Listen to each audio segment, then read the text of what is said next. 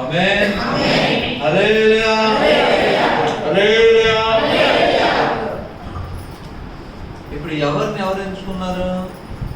చదవబడిన వాక్య భాగంలో నేను మిమ్మల్ని చెప్పాలి రెడీగా. ఆయన మనల్ని ఏర్పరచుకున్నాడు. నెక్స్ట్, నేను మిమ్మల్ని ఏర్పరచుకోలేదు, మీరు నా పేరిట తండ్రిని ఏమి అడుగుదురో అది ఆయన మీకు అనుగ్రహించినట్లు మీరు వెళ్ళి ఫలించుటకును మీ ఫలము నిలిచుటకును నేను మిమ్మల్ని ఏర్పరచుకొని నియమించితిని. ఆయన మనల్ని ఏం చేశాడంట? ఏర్పరచుకొని నియమించి ఉన్నాడు. హలో, ఏర్పరచుకొని నియమించి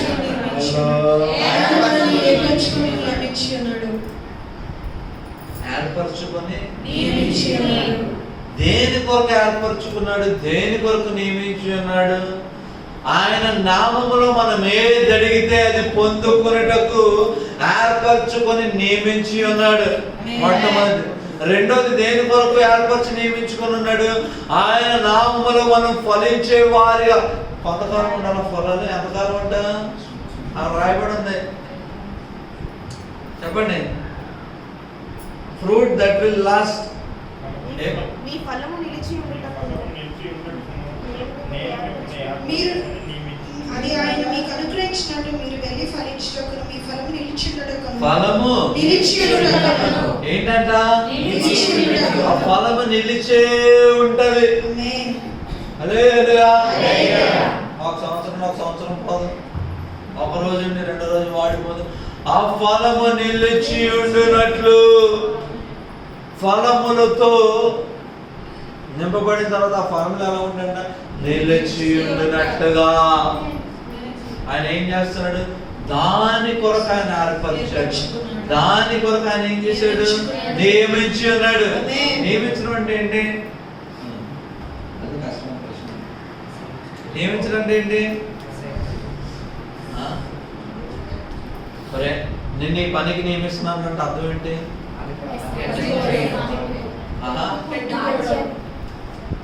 చెప్పాలి గట్టిగా.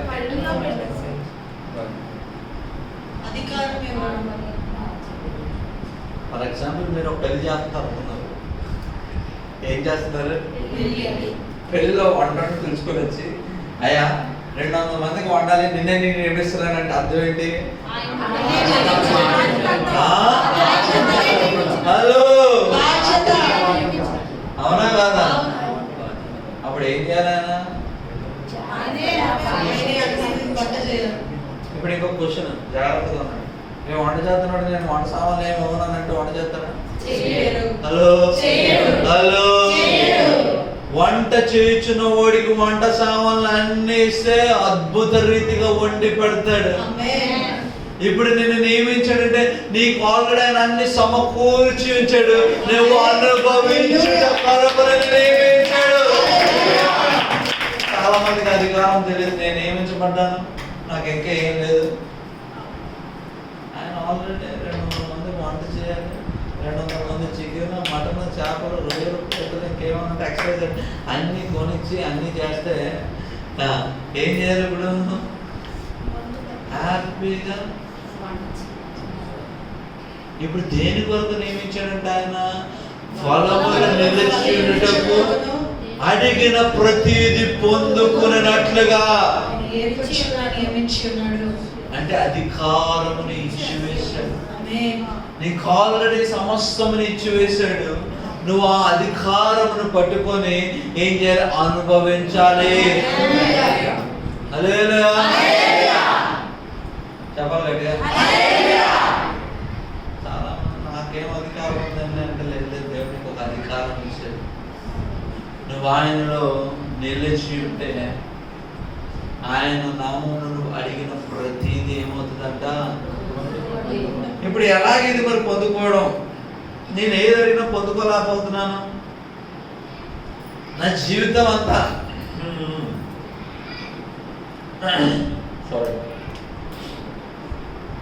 నా జీవితం అంతా చెప్పాలి గట్టిగా, ఏ మేలు పొందుకోలేకపోతున్నాను. అడగడం అంటే చాలా బాగా అడుగుతున్నానండి. 2024 ఆర్డర్ పెట్టండి బాబు, 2020 నుంచి అడుగుతున్నాను. ఇప్పుడు 25కి వచ్చాను. 5 సంవత్సరాల నుంచి అడుగుతున్నాను తెలుసా మీకు? అమ్మ చేతులు అత్తండి. ఎన్ని సంవత్సరాల నుంచి అంటే? హలో, ఊరుకోండి, బాగా చెప్తున్నారు మీరు. ఏ వాక్యం దొరకనట్లుంది మీకు? ఈ వాక్యం దొరికింది. 5 సంవత్సరాలు 10 సంవత్సరాల నుంచి అడుగుతున్నాను నేను. అక్కడ సీనియర్ మోస్ట్ 60 సంవత్సరాలు సీనియర్, 40 సంవత్సరాలు సీనియర్. ఎంత సీనియర్ అంటే సీనియర్ మోస్ట్ మాట.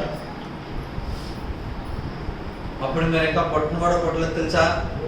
ఇంకొంతమంది అప్పుడు మీరు నెక్కర్లు వేసుకొని తిరిగారు. ఇంకొంతమంది ఏంటి అడిగి అడిగి ఆయన నామములు పొందుకోలేకుండా ఉండిపోయారంట. అరే మరి ఎందుకు పొందుకోలేకపోతున్నారు? 5వ అధ్యాయం చదవండి. సారీ 5వ వచనం చదవండి. 15:5. ద్రాక్షవల్లి నేను, తీగెలు మీరు. ఎవడు నా యందు నిలిచి ఉండునో, నేను ఎవరి యందు నిలిచి ఉండునో వాడు బహుగా ఫలించును. హల్లెలూయా, హల్లెలూయా. అయిపోయింది. నువ్వు 60 years సీనియర్ అయినా, 40 years సీనియర్ అయినా, 6 నెలలు జూనియర్ అయినా, ఏంటంట ఫలించడానికి ఏం కావాలంట? ద్రాక్షవల్లి నేను, తీగెలు మీరు. ఎవడు నా యందు నిలిచి ఉండునో. ద్రాక్షవల్లి హలో, తీగెలు మీరు. ఎవడు నా యందు నిలిచి హలో, ఆగిపోండి. ముందుకెళ్ళదు, అక్కడ ఈ ఎన్ని మంది గార్డెనింగ్ చేశారు? గార్డెనింగ్ అలవాటు ఉంది ఎవరికైనా? మొక్కలు ఎవరైనా పెంచారు? కొంత చేతులు ఎత్తండి. పెంచిన వాళ్ళు, వేసిన వాళ్ళు చేతులు ఎత్తండి. ఇప్పుడు ఒక ప్రశ్న, ద్రాక్షవల్లి ఇంకా బాగుందని ద్రాక్షవల్లి మన దగ్గర ఉండదు దానిక. ఇప్పుడు నేను ఏంట? ద్రాక్షవల్లి. సరే, ఈ విధంగా ప్రశ్న అడుగుతాను. మీరు ఫోటోలో చూసుంటాను. ఫలాలు తెగలు కడితే ద్రాక్షవల్లికి వస్తాయి. చెప్పాలి గట్టిగా. ఓకే, ఇప్పుడు చిన్న చెట్టు ఉందనుకోండి, చెట్టుకి ఏమొస్తాయి? కొమ్మలు వస్తాయి. కొమ్మలో ఫలాలు ఉంటే మొదట్లో ఫలం ఉంటుందా? హలో, అయితే ఈ కొమ్మలు ఫలించుటకు మొదలు ఏం చేస్తుంది?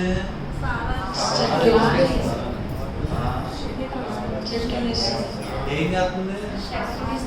చెప్పాలి గట్టిగా. హలో, నీరు, నెక్స్ట్ మినరల్స్ అన్నీ ఇస్తుంది. ఇవన్నీ తీసుకెళ్ళి లీఫ్ లోకి వెళ్ళిన తర్వాత సూర్యకాంతి పడినప్పుడు ఏమవుతుంది? ఫోటోసింథసిస్ అవుతుంది. అవునా కదా? బాగా చదువుకున్నారు లేదా? Hello, photosynthesis. అలా కాకుండా లీఫ్ అది ఆకుని చింపేసి పక్కన పెట్టి ఎండలో పడితే ఏమవుతుంది? ఎండిపోతుంది. ఎండిపోతా అప్పుడు కిరణ చిన్న సమయానికి ఫోటోసింథసిస్ జరగదు. తెలుగులో చెప్పానండి ఫోటోసింథసిస్.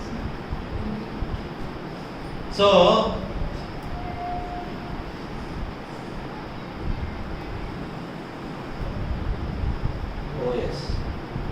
ఫలించాలంటే దేంట్లో అంటకట్టబడాలి? కొమ్మలు ఫలించాలంటే మొదలుతో అంట కట్టబడాలి. అంట కట్టబడలేనప్పుడు ఏమవుతుంది? చెప్పాలి గట్టిగా. హలో, అది ఫస్ట్ కండిషన్. ఆయన ఏం చెప్తున్నాడు? నేను ద్రాక్షవల్లి, మీరు అంటే మీ స్వతహాగా మీరు ఫలించలేరు. మీరు ఒక దగ్గర నాటబడిన మొద్దులోండి వస్తున్న నీరుని, మినరల్స్ అన్ని మీరు పొందుకొని మీరు ఫలిస్తారు.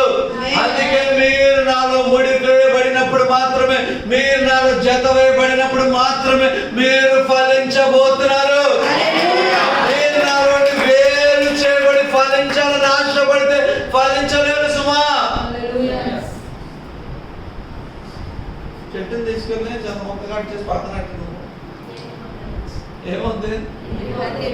అదే చాలా టాలెంట్ ఎక్కువ కదా. అన్నీ గ్రాఫ్టింగ్ చేస్తాను నేను. ఈ పొలం తీసుకెళ్ళి వేరే చెట్టు పొలంలో పెడతాను నేను. ఏమవుతుంది? రెడ్ రోజ్ కాస్త నల్ల రోజు అవుతుంది. ఇప్పుడు ఈ రెండు కలిసి హలో అప్పుడే నువ్వు అంట కడుతున్నావు, దాన్ని తీసుకొని వెళ్ళి పడేయట్లేదు అక్కడ. ఇప్పుడు నెక్స్ట్ మాట ఏమని రాయబడ్డది అక్కడ? ఎవడు నా యందు నిలిచి ఉండెనో, నేను ఎవని యందు నిలిచి ఉండెనో వాడు బహుగా ఫలించును. ఇది ఇంపార్టెంట్. ఎవడు నా యందు నిలిచి ఉండెనో, నేను ఎవని యందు నిలిచి ఉండెనో వాడు బహుగా ఫలించును. Two side. ఎవడు నా యందు, ఇంకోటి ఇప్పుడు ఈ కొమ్మ ఉంది, కొమ్మ చెట్టులో నేను నెలలేదని అన్నది అనుకోండి, ఫలించదు. అలాగని చెట్టు ఈ కొమ్మకి ఏం చేయాలి, ఇవ్వాలి, ఇవ్వకూడదు అనుకుంటే మీరు చెప్పేప్పుడే చూసారా? కొన్ని చెట్లు ఉంటాయి, చాలా జాగ్రత్తగా చూస్తే ఒక సైడ్ అంతా పచ్చకుండా ఒక సైడ్ అంతా ఎండిపోయి ఉంటుంది. ఎందుకు? ఏమవుతుంది? రెండు రకరకాల కారణాలు ఉంటాయి. కొన్నిసార్లు అవతల పక్క అంటే ఎండిపోవడానికి గల కారణం ఏంటి? అటుపక్క వేర్లు బలంగా లేకపోవడం, లేదంటే అటుపక్క ఏదో చెద పట్టడం, పురుగు పట్టడం, పురుగు పట్టిన తర్వాత పురుగు ఏం చేయడం, మొత్తం అందరూ తినడం, దాన్ని ఏం చేస్తుంది, ఎండిపోయినట్లు చేస్తుంది. హలో, ఇక్కడ ఉన్నారు లేదా? చాలా జాగ్రత్తగా ఉన్నారు లేదా? This very important for you to understand. ఇప్పుడు ఈ చెట్టు మరణించడానికి, ఎండిపోవడానికి కారణం ఏంటి? ఫస్ట్ అయితే వేరు అతనుకోకుండా వేర్లన్నీ ఏమవ్వాలి, కింద నుండే. నెక్స్ట్ పురుగైనా పట్టాలి, అంతేనా కాదా? సింపుల్ గా. మరి ఓవర్ కాంప్లికేట్ చేయదు. హార్టికల్చర్కి వెళ్ళిపోయి ఇంకా రకరకాల వాళ్ళ కారణాలు ఉన్నాయి, మీకు తెలియదు అని చెప్పి రేపు బుక్ రాస్తాం రాదు. ఓకే, ఈ రెండు కారణాలు దానికి అర్థం ఏంటో తెలుసా? వేరులు కొమ్మలకి అందించాలి, కొమ్మ వేరు దగ్గర నుంచి పొందుకోవాల్సింది పొందుకోవాలి, అప్పుడు మాత్రమే ఏమవుతుంది, అది ఫలిస్తుంది. అందుకని అంటున్నాడు, మీరు నాలో నేను మీలో ఉన్నప్పుడు మాత్రమే మీరు ఫలించగలరు. క్లియర్? అర్థం కాదు. ఇప్పుడు ఫలించాలంటే ఎక్కడ నాటబడాలి? దేవునిలో నాటబడి దేవునిలో నిలిచి ఉంటున్నప్పుడు మాత్రమే ఫలించదుగాక. ఇప్పుడు ఎంతో డౌట్, ఒక రోజు సంఘంకి వస్తానంటే 2 రోజులు సంఘం మానేస్తానండి, అంటకట్టబడినదిగా. నిలిచి ఉండాలి, నిలిచి ఉండాలి, నిలిచి ఉండాలి. 2020లో నిలిచి ఉంటారా? హలో, ఫలించాలంటే నిలిచి ఉండవలసిన అవసరం ఉన్నది. నువ్వు నిలిచి ఉండకుండా ఫలించాలని ఆశపడుతున్నావు, నువ్వు ఫలించరు. నిలిచి ఉండకుండా ఆయన నామంలో నేను అన్ని అడుగుతానంటే అనుభవించరు. ఎందుకు? నువ్వు ఎక్కడ నిలిచలేవు? అంట కట్టుబడి నిలిచి ఉండాలి, అందువలన నువ్వు ఫలించవు.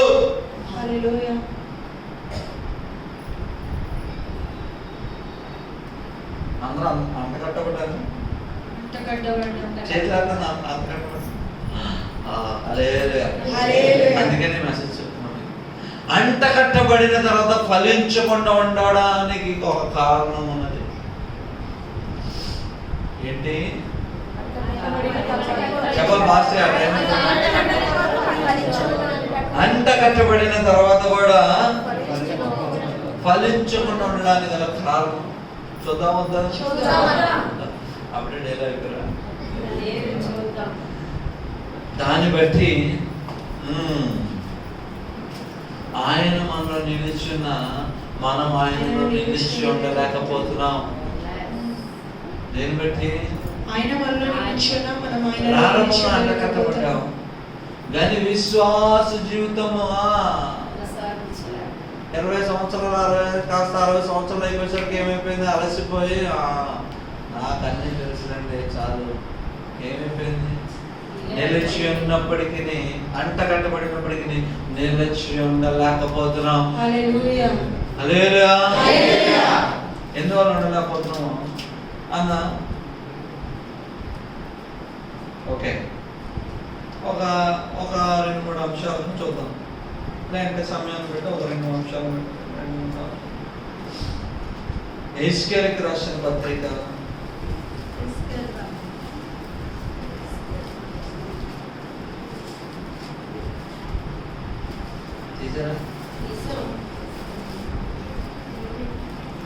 14వ వచనం 14వ అధ్యాయం ఎహెజ్కేలు గ్రంథం 14వ అధ్యాయం 6వ వచనం. ఎహెజ్కేలు గ్రంథం 14:6 పేజ్ నంబర్ చెప్తారా?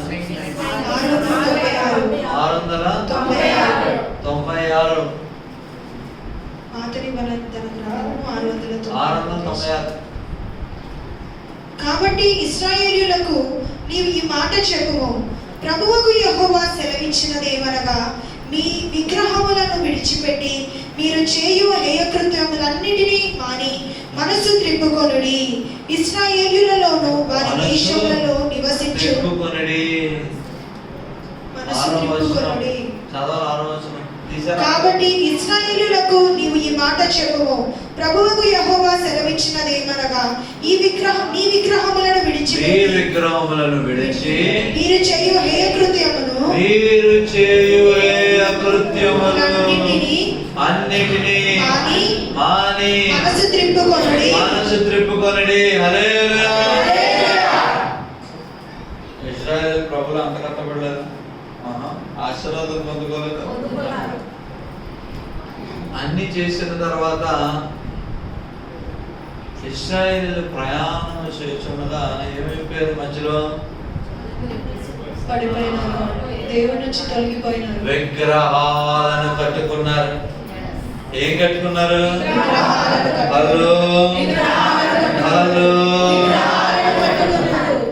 ఈ విగ్రహాలను ఎక్కడ కట్టుకున్నారు? ఏం కట్టుకున్నారో చూద్దాం ఒకసారి.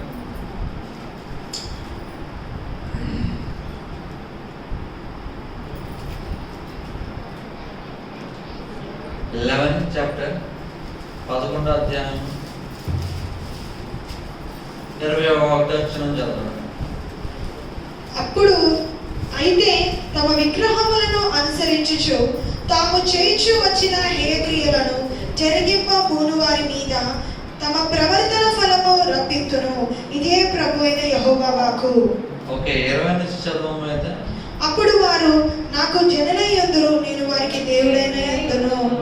అయితే తమ విగ్రహములను అనుసరించుచు తాము చేయుచు వచ్చిన హేయక్రియలను జరిగింప పూను వారి మీదికి తమ ప్రవర్తన ఫలము రప్పిత్తును. ఇదే ప్రభువైన యెహోవా వాక్కు. అయిపోయిందా? 21 అంతే.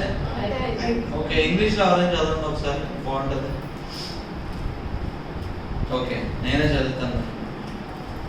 But as for those whose hearts are devoted, హృదయాలు ఏమైపోయినాయి అంట? డివోట్ చేయబడినాయి. హృదయాలు ఏమైపోయినాయి? అర్పించబడినాయి. ఎక్కడ కట్టుకున్నారు ఇప్పుడు వీళ్ళు? ఈ విగ్రహాలు ఇవన్నీ హృదయములలో కట్టుకొని విగ్రహాలు వాళ్ళ హృదయంలో కట్టుకొని ఏం చేస్తున్నారు? వాటికి హేయకరమైన, చెప్పాలి గట్టిగా, హేయకరమైన.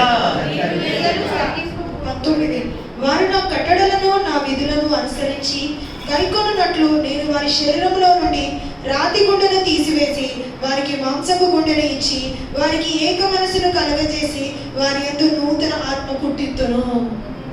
హల్లెలూయా. ఓకే, ఇప్పుడు ఎక్కడ కట్టుకుంటున్నారు వీళ్ళు? హృదయంలో. అందుకే ఆయన ఏం చెప్తున్నాడు? ఆ హృదయాన్ని తీసివేసి నూతన ఆత్మను పుట్టిత్తును. హలో, నూతన ఆత్మను పుట్టిత్తును. నూతన ఆత్మను పుట్టిత్తును. హార్ట్ ఏం చేస్తానంటే నూతన పరుస్తాడు, మార్చి వేస్తాను. ఆమేన్. ఇప్పుడు చాలా మంది డౌట్ రావాలి, సార్ మీరు భలే చెప్తున్నారండి, మా ఇంట్లో ఏ విగ్రహాలు లేవు కదా. మా ఇంట్లో ఇంటికి చూడండి మీరు, ఏంటి ఏమైనా క్రియలు మేము ఏమి చేయట్లే కదా. అందుకే ఆయన చెప్తున్నాడు, ఏం చెప్తున్నాడు? హలో, నీ హృదయములో ఏం కట్టుకొని ఉన్నావంట? విగ్రహములను కట్టుకొని ఉన్నావు. నేను బొట్టు కూడా పెట్టుకోవట్లేదు. అది పెట్టుకున్న వాళ్ళందరూ నేను విమర్శిస్తలేదు అని చెప్తున్నా. యాక్చువల్ విగ్రహాలు లేవు మా దగ్గర. అసలు మా ఇంటికి ఎప్పుడైనా వచ్చారా మీరు? అంట కట్టబడిన తర్వాత ఆయన నిలిచి ఉండాలని ఆశపడుతున్నాడు.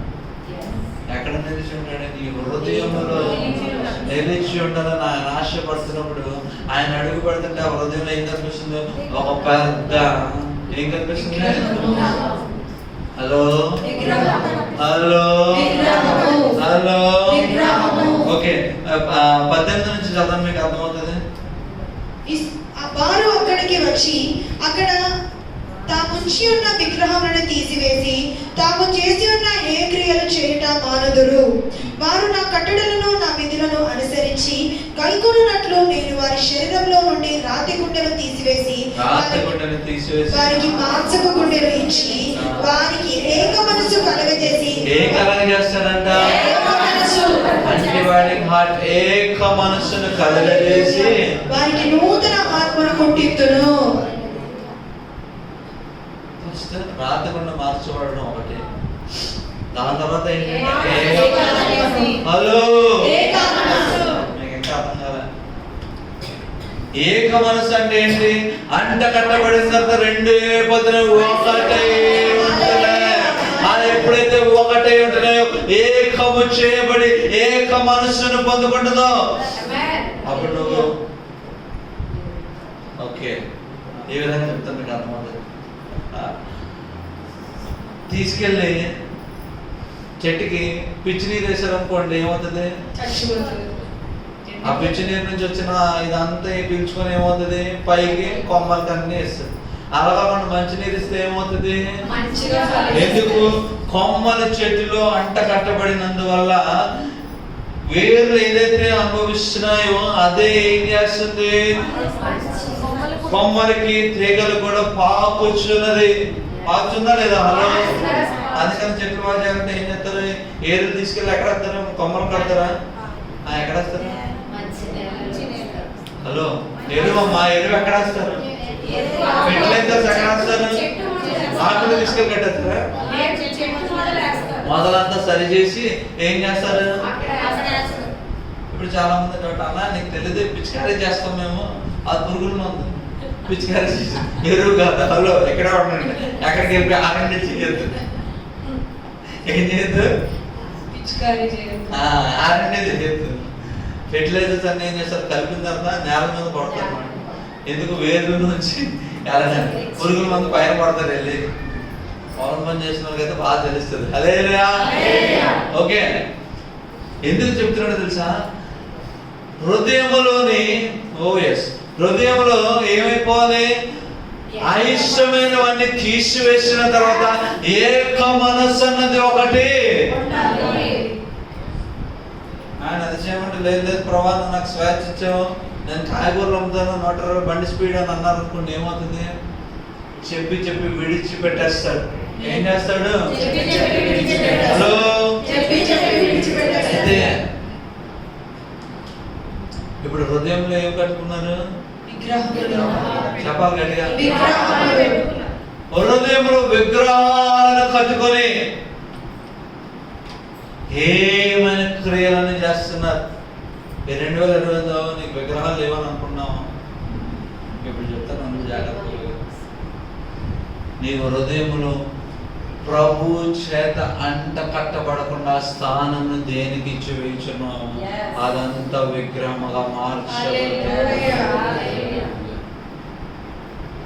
ప్రభుకి ఇవ్వాల్సిన ప్రథమ స్థానం ఇవ్వకుండా వేషధారణకు ఇస్తున్నావా? డబ్బుకి ఇస్తున్నావా? చెడు వ్యసనాలకు ఇస్తున్నావా? అవన్నీ దేని కింద మార్చబడుతున్నాయి? విగ్రహాల కింద మార్చబడుతున్నాయి. అది మార్చబడమే కాదు కానీ దాన్ని బట్టి నువ్వేం చేస్తున్నావు? ఆయనకి ఆయస్తమైన క్రియలను చేయించున్నావు. ఏం క్రియలంట? హలో, చెప్పాలి గట్టిగా. అయిష్టమైన క్రియలను నువ్వు చేయించున్నావు. ఆ క్రియలను నువ్వు చేయించు. ప్రభా, నేను ఫలిస్తాను నేను ఫలిస్తాను, నేను ఫలించుటకు ఇష్టపడుతున్నాను, నీ సన్నిధిలో నేను ఉన్నాను, నేను నీకు మొరపెడుతున్నాను అంటే అవుతుందా? హలో, ఎక్కడ ఫలించలేని వారిగా ఉండిపోతాం మనం. ఎందువల్ల? హృదయంలో ఏం కట్టుకుని ఉన్నాం? హలో, ఈ 2025లో ఇంకను ఫలించాలని ఆశ ఉండి ప్రభుకు సంపూర్ణంగా తిరగకుండా ఇంకను కొన్ని విషయాలు ఇంకను సమయం ఉందని అనుకుంటున్నామేమో. జాగ్రత్త, నువ్వు ఫలించడం ఆపివేస్తావు. నువ్వు ఫలించకుండా ఆయన సన్నిధిలో నిలిచి ఉండిపోతావు. అటువంటి వారికి ఏమన్నాడో తెలుసా? ఆయన ఏమన్నాడో తెలుసా? యోహాను సువార్త 10వ అధ్యాయం మొదటి 2 వచనాలు చదవండి. నేను నిజమైన ద్రాక్షవల్లిని, నా తండ్రి వ్యవసాయకుడు. నాలో ఫలింపని ప్రతి తీగను ఆయన తీసి పారవేయను. ఫలింపని ప్రతి హలో ఫలింపని ఫలింపని ఫలింపని ఏంటంట?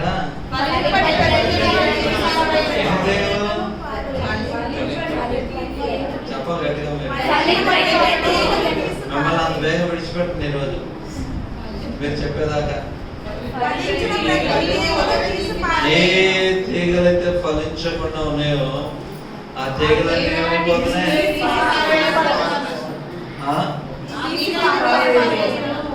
ఏమవుతున్నాయి? తీసి హలో, ఎందుకో తెలుసా?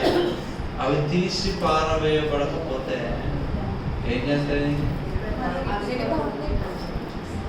దాన్ని బట్టి మిగిలిన తీగలు కావాల్సిన ఏంటి? పోషకాలన్నీ డైవర్ట్ అయిపోతూ ఉంటాయి. కావాల్సినవన్నీ ఏమవుతుంటాయి? హలో, అందువల్ల ఏం చేస్తాడు ఆయన? ఓ ఎస్, తీసి ఏం చేస్తాడు ఆయన? తీసి చాలా జాగ్రత్తగా ఇవ్వనండి.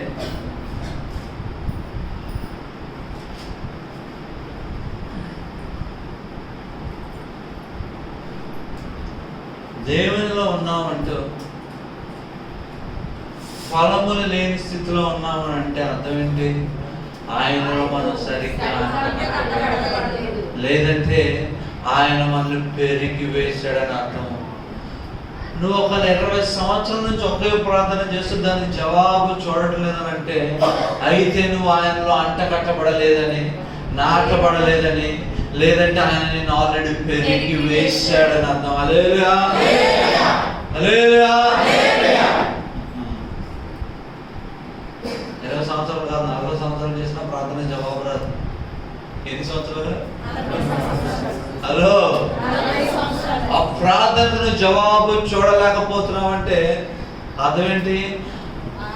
నీ హృదయములో ఒక ఏం కట్టుకున్నావు? ఆయనకి అయిష్టమైన ఒక క్రియను నువ్వు చేయుచునే ఉన్నావు. నువ్వు ఇక అది గ్రహింపులోకి రాలేకపోతున్నావేమో. అది రాకుండా ఇక అదే క్రియను నువ్వు తలపెట్టుచున్నావు కనుక నీ జీవితంలో ఫలములు లేని వాడిగా, లేని దానిగా మిగిలిపోయి కన్నీరు కారుస్తూనే ఉన్నావు.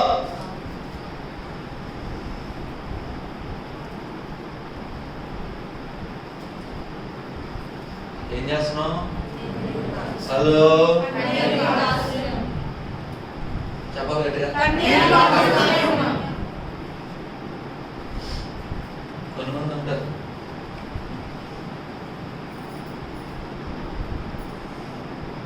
ఓకే 20 సంవత్సరాలను ఒకే అంశం గురించి ప్రార్థన చేస్తుంది కానీ జవాబు చూడదు. కానీ జీవితాలు నేర్చుకున్నాం.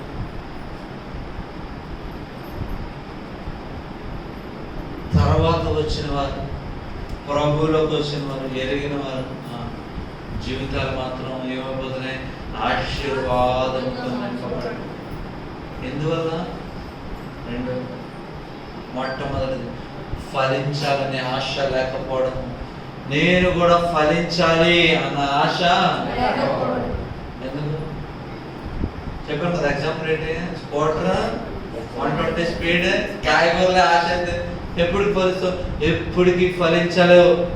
నీలో ఆశ లేదా? ఎవరేం చేయలేరు. ఆశ ఉన్నప్పటికీ నీ ఫలించలేకపోతున్నావా? నీ హృదయంలో ఏముంది? ఆయనకి అయిష్టమైన క్రియలను విడిచిపెడతావా? ఆయనకు అయిష్టమైన క్రియలను విడిచిపెడతావా? ఆయనకు అయిష్టమైన క్రియలను విడిచిపెట్టినప్పుడు ఏమవుతుంది? హలో చెప్పాలి గట్టిగా. విడిచిపెట్టినప్పుడు ఆయన ఏం చేస్తాడంట? ఏక మనస్సును దయచేస్తాడు. హృదయమును వెరగొట్టి ఏక మనస్సును దయచేసి ఇంకేం చేస్తున్నాడు ఆయన? హల్లెలూయా, హల్లెలూయా. ఈ నూతనమైన ఆత్మ పుట్టినప్పుడు సమస్తము నూతనముగా మనం చూడబోతాం. నూతనమైన ఫలములను మనం కలిగి ఉండబోతాం. మనందరికీ తెలుసు ఆత్మ ఫలములు అంటే అందరూ ఎగ్జామ్ పెడతామంటే ఒక్కొక్క దాని గురించి 4-5 పేజీలు రాసుకొస్తారు. మరి క్రియారూపకంలో ఎంత ఉందనంటే ఉందండి, కానీ ఆడు మమ్మల్ని మోసం చేశాడండి, అందుకని కొంచెం కోపం ఉందండి. ఎంత ఉందంట? హలో,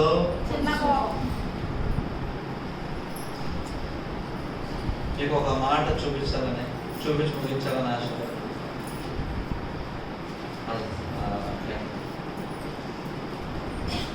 చాలా ఇంపార్టెంట్ మాట. హెస్కేల్ గ్రంథం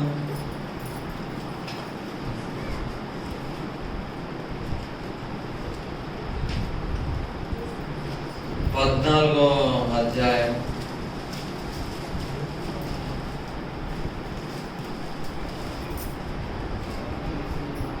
14వ అధ్యాయం తీసారా?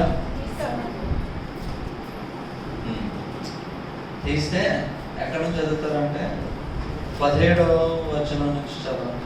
నేను అతి దేశము మీదికి యుద్ధము రప్పించి ఖడ్గమును పిలిచి, నీవు ఈ దేశమునందు సంచరించు మనుష్యులను పశువులను నిర్మూలము చేయమని ఆజ్ఞ ఇచ్చిన ఎడల ఆ ముగ్గురును దానిలో ఉన్నను నా జీవము తోడు వారు తమ్మును మాత్రమే రక్షించుకొందురు గాని కుమారులనైనను కుమార్తెలనైనను రక్షింపజాలకుందురు.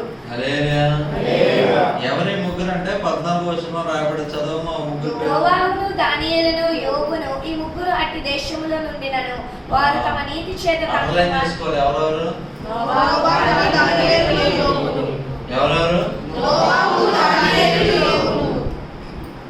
ఆయన ఎప్పుడైతే తీర్పు తీర్చాలని ఇష్టపడుతున్నాడో తీర్పు తీర్చే సమయంలో ఏంటంట? నోవాహు, దానియేలు, యోబు వీళ్ళు ముగ్గురు నిలిచి ఉన్నప్పటికీ వాళ్ళు ముగ్గురు మాత్రమే ఏం చేస్తారు? హలో చెప్పాలి మాస్టర్. వాళ్ళు ముగ్గురు మాత్రమే రక్షింపబడతారంట. వాళ్ళ నీతిని బట్టి వారు ముగ్గురు మాత్రమే రక్షింపబడతారు, కానీ వాళ్ళ కుమారులు కుమార్తెలను రక్షించుకోరు. అంటే ఏంటో తెలుసు ఏం చెప్పాలి? ఈ 2025లో మీ తల్లి ప్రార్థన బట్టో, నీ తండ్రి ప్రార్థన బట్టో, నీ పిల్లల ప్రార్థన బట్టి నువ్వు రక్షింపబడవు. నీ ప్రార్థనను బట్టి మాత్రమే నువ్వు రక్షింపబడుతున్నావు. జాగ్రత్త చూస్తే యోబు నీతిమంతుడు. అందుకే ఏం చేశాడు యోబు? ఏం చేశాడు? వాడని కట్టాడు. వాడని కట్టిన దేవుడు బాగుంటున్నారా? ఎవరు కట్టారు? వాడా. యోబు ఏం చేశాడు? ఏం చేశాడు? యెహోవా ఇచ్చాడు. మరి దానియేలు ఏం చేశాడు? ఇప్పుడు ఎవరంటే జాగ్రత్తగా. నోవా ఉన్నాడు, నీతిమంతుడిగా ఎంచబడ్డాడు. నోవాకు అప్పుడు దేవుడు ఏం చెప్పాడు? నోవా, నువ్వు నీతిగా ఉంటున్నందుకు నీవు నీ సంతతి వారందరూ దాంతో పాటు సమస్త జంతువుల్ని అప్పగించలేదా? అప్పగించాడు. హలో, అప్పగించాడు. నోవా నీతితనం బట్టి ప్రార్థన బట్టి ఆ పిల్లలు రక్షింపబడలేదా? చెప్పాలి గట్టిగా. హలో,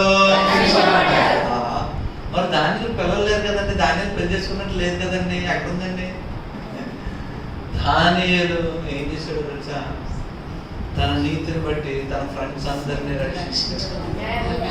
ఫ్రెండ్స్నే కాదు, తన నీతిని బట్టి దేశంలో ఉన్న జ్ఞానులందరినీ ఏం చేశాడు? ప్రైజ్ మనీ ఎక్కడ ఉన్నారు అందరు తీసుకుని అందరిని ఏం చేద్దాము? అయ్యా రాజు దగ్గర తీసుకెళ్తా. పద రాజా, నాకు సమయం ఇవ్వు అడగలేదు. దాని తర్వాత వచ్చారా ఫ్రెండ్స్, రండి పోయి సమయాన్ని అడిగాను నేను. మనందరం ఫాస్టింగ్ ప్రేయర్ చేయాలి, అది ఫాస్టింగ్ ప్రేయర్ చేసి. హలో, దానియేలుని బట్టి ఆ దినము అనేకుల మరణముల రక్షించబడ్డారు. మరి యోబు ఏం చేశాడు? కోల్పోయిన అంతా తిరిగి సంపాదించాడు. పిల్లలు తిరిగి సంపాదించాడు. హలో, పిల్లలే కాదు కానీ తన శత్రువుని సైతం ఏం చేశాడు? యోబు ప్రార్థన చేయగా ఏమేమి పేరు? వాళ్ళు కూడా. సో ఈ ముగ్గురు జీవితాలు మనం చూస్తే వారిని బట్టి అనేక మంది రక్షింపబడ్డారు. అయితే దేవుడు ఇప్పుడు ఏమన్నాడు తెలుసా? వీళ్ళు ముగ్గురు నీతిని బట్టి నేను ఒక సమయంలోని వారిని, వాళ్ళ కుటుంబాన్ని, వాళ్ళతో పాటు ఉన్న జనాంగమునంతటిని రక్షించాను, కానీ ఇంకో ఈ సమయంలో మాత్రం నేను పెరిగి వేచున్నాను కనుక వాళ్ళు మాత్రమే రక్షింపబడతారు. నీ నీతిని బట్టి నువ్వు మాత్రమే రక్షింపబడదు కాక. ఆమె ఉన్నారా? అయిపోయింది. హల్లెలూయా. ఇప్పుడు మమ్మీ ప్రార్థన చేయి, డాడీ ప్రార్థన చేయి, నో మోర్. ఏమన్నారు మీరు? అని ఆ ప్రార్థన చేయి, అక్క ప్రార్థన చేయలేదు, ఇంకా పాస్టర్ గారు ప్రార్థన చేయండి, పాస్టర్ అయ్యా ప్రార్థన చేయండి, నో మోర్. నీ నీతిని బట్టి నువ్వు రక్షింపబడదు కాక. నీ నీతిని బట్టి నువ్వు రక్షింపబడదు కాక. ఈ 2025లో నీ నీతిని బట్టి నువ్వు రక్షింపబడదు కాక. ఆమె నాకు చప్పట్లు కొట్టడం కాదు, హృదయములో ఉన్న ఏంటి? ప్రభా నాకు ఇచ్చావా నా గుర్రం, నా ప్రార్థన నెరవేర్చబడను కాక. హల్లెలూయా. మళ్ళీ మీకు నేను గాయమైతే మళ్ళీ నేను ప్రార్థన చేయాలి కదా, అందుకే ముందు అడుగుతున్నాను. జాగ్రత్తగా వినండి. ఎవరి నీతిని బట్టి రక్షింపబడతారు? నువ్వు ఎవరో నీతి మీద ఆధారపడుతున్నావు 2024 దాకా. 2025లో నీ నీతిని బట్టి నువ్వు నిలబడదు కాక. ఒకరిద్దామా?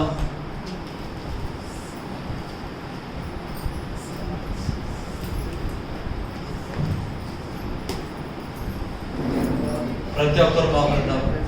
సీరియస్ ప్రేయర్ టైంకి వెళ్ళిపోతాం.